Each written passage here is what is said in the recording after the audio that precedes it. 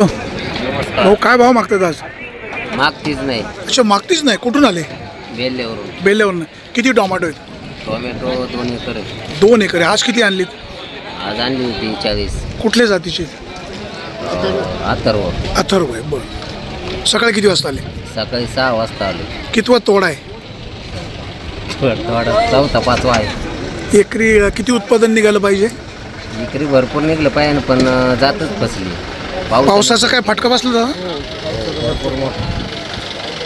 काय काय टोमॅटोला प्रादुर्भाव झालाय? बुरशी, काळा चट्टा आलाय, तिरंगा झालाय.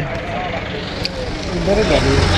इथं व्यापारी खेळ करतात. काय व्यापारी काय? एक घेतात एक घेते नाही.